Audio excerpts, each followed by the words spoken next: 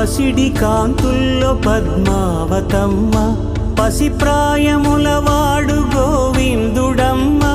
విరివలపు ప్రణయాల చెలి మనసు గెలిచాకే కళ్యాణ కళలులికినాడమ్మ. ఆకాశరాజునకు సరితూగు సిరి కొరకు రుణమైన వెనుకాడలేదమ్మా. కళ్యాణం వైభోగం శ్రీ శ్రీనివాసుని కళ్యాణం.